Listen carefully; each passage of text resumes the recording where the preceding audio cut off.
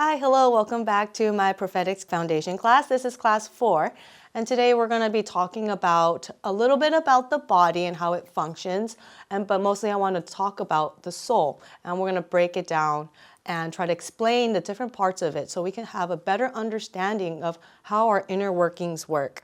So what I want to say about the body is that the body isn't just a slave to our soul and our spirit. Sometimes as Christians, that's how we kind of treat it, It's just like a car, it's just a vehicle we need to get from point A to point B. But there's just so much more to the body than we actually realize.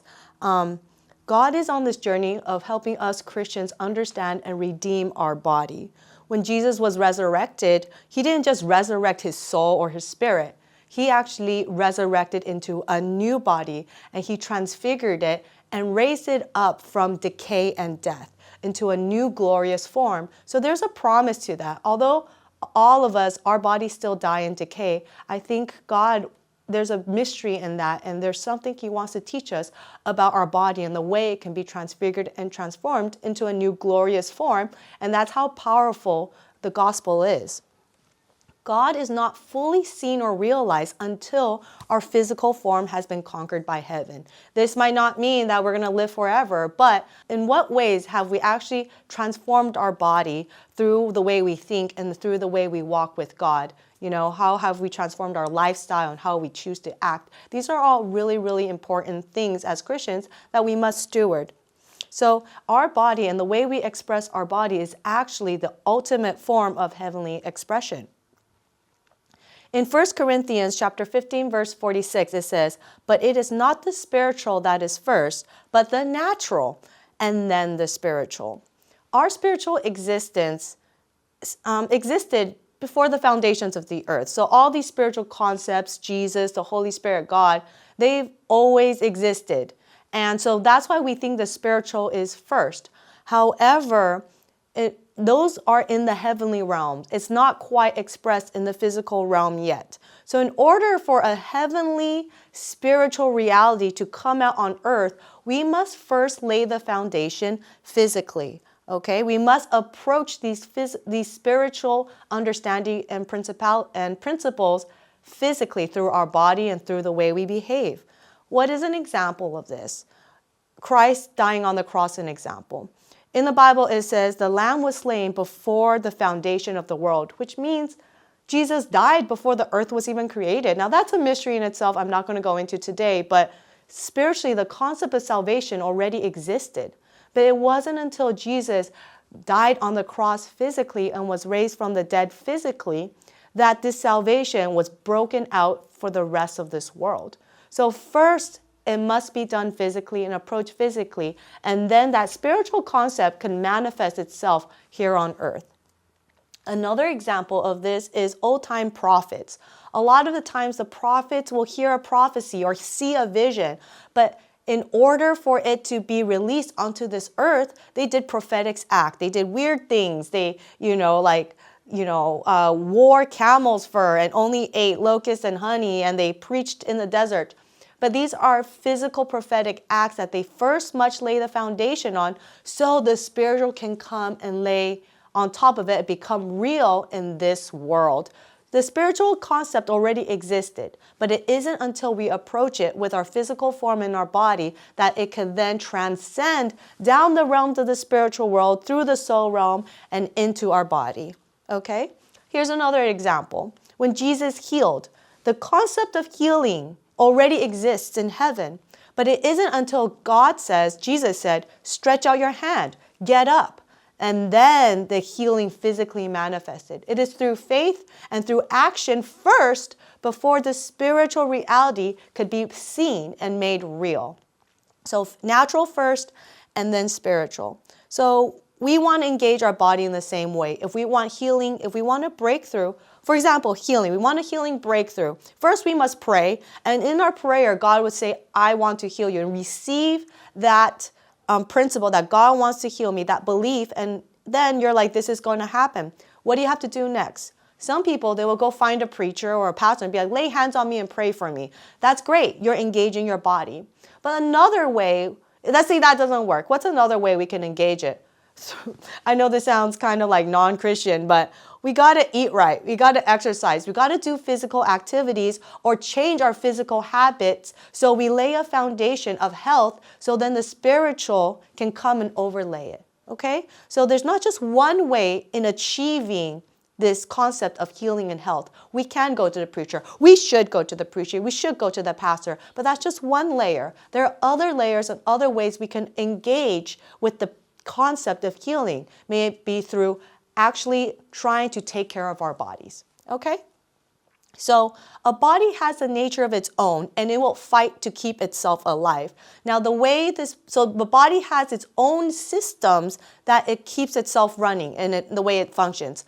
Through genetics, it will tell the body what to do. Through chemical systems, like chemical reactions in our brains and in our blood and in our muscles, it regulates our hormones, it regulates everything, and it keeps our system running. And that is separate from what the soul intends. I'm not a scientist, I'm not a doctor, but I just want to share with you some rudimentary concepts, okay? So in our body, we have pain. Now, pain is a system. Pain is a system that helps us understand where we need to be fixed and where we need healing. Another system is pleasure.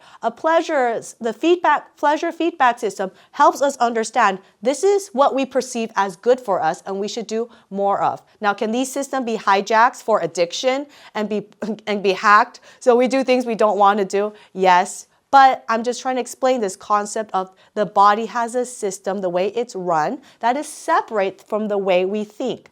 Imagine that we have to think about breathing. We'd all be dead because we don't spend all our day thinking about breathing, but we breathe. Okay, same way. God designed this body to function outside of our soul sometimes so we can keep living. Another example is I'm so glad God designed it that way because when I was a teenager, sometimes I had suicidal thoughts. I would have very depressive thoughts, or I go through something really embarrassing, like saying something wrong to my crush, and then I want to die. I'm so glad my body doesn't listen to me and I don't die because the body has its own separate system and way it runs. Now, can we use our soul and push our body? Yes, we can, but this is just the default mode, okay? Now, if the body doesn't have what it needs to function and thrive, it will send out signals to the soul. It'll start communicating through unpleasant ways. Like I said, it could use pain, but it could also use lack of energy, fogginess, unable to think clearly, limitations, physical weakness, or ailments through like coughing or just like headaches and things like that. These are all systems that the body put in place to tell the soul, I need something, so can you please help me get what I need so I can keep us alive? Now, we have to be aware. Sometimes we're very disconnected with our bodies and we're just like, oh, it's just me having a bad day and it's emotional. Now, some of these experiences and these feelings we have is of a physical nature and we have to approach it from a physical perspective and we have to deal with it physically. So I would encourage all Christians that sometimes I know we love to have have great spiritual experiences, but the body is also very spiritual. It's very spiritual to take care and to manage this body that God has given us so we can be more effective in the kingdom. And we have to understand what is it that our body is telling us and not getting it mixed up with other things, okay? Again, this prophetic class is to help us have clarity into understanding how to hear God's voice. So knowing that this is my body speaking and not God speaking is going to help, okay? So we know, okay, it's not the demons being crazy. It's just my body is tired because I only slept 3 hours last night, okay? Very basic, but very important to not get confused and misunderstand what is it happening, and it gives you more grace. You'll start feeling like, oh, it's not just the whole world against me. I just need more sleep. I just need to take my protein. I just need to drink more water. When you know that, you're like, I can take care of this and it's not the devil out to get me. Now that brings me a lot of peace in my soul and my spirit. Like, okay, this is things I have control over. These is things I have agency over. Okay? So when we take care of our bodies, it takes off a lot of that emotional and spiritual load, all of us, because at least we know one part of this is already taken care of, okay? So now, are all things physical in nature? No. Our body still expresses spiritual ailments, right? In the Bible, Jesus says to a man, be healed, for your sins are forgiven. So there are still situations where your body is reflecting a spiritual ailment. So what do? We are very pragmatic about it. I'm very pragmatic about it. I have a checklist. Okay, before I get to the spiritual, let's take care of everything physical. And if I take care of everything physical and these ailments still persist, then perhaps it's another thing that's at the root of this issue. And then I can go into the spirit, then I could go into the emotions. But you want to have a very systematic way of trying to organize and realize, where is this information coming from? At least if you take care of your body, you know, okay, all these things are taken care of. It's not my body. Now I know for certainty to look at all these other areas and where I'm having issues with. Okay? So the goal is to bring our body and soul into alignment. So now I want to talk about the soul. Okay? So the soul is really important because the soul is kind of the Lord of our body. The soul is the one in charge. It has the will and the intention to make our body do the things we want it to do. But the soul itself also has a system. The body has a system to keep itself alive, and the soul has a system in helping us go process information to make a decision so it can direct the body. Okay, so I'm going to go through the system and the concepts that's in our soul. And when you have more awareness of it, then you can make better judgment and better discernment about, okay, where is this information coming from? Is it from me? Is it from the world? Or is it from God? Or even the devil? You know? So the soul has a job. The soul has a job of processing information. Okay, so information is knowledge. We gather information from our bodies through what we see, through what we smell, through what we taste, through what we hear, and what we touch. Through the physical body, we receive information, data, and from that, it can include memories and also emotions, okay? So that's knowledge. Then the body will take this knowledge and try to organize it and put it into perspective and give it some context. That is called understanding. So an example of this is when I go to the doctor, I'll take a blood test. The lab will send me a report and it'll give me a bunch of numbers. That is pure knowledge. I look at it and it's like, wow, I don't understand what this means because I don't have understanding. I don't understand context. Is this number a good number or a bad number? I don't know. I don't have that framework. So then I would go to the doctor because he has an understanding and he'll let me know, is this high? Is this low? Is this healthy? Is this not healthy? This is really important to note.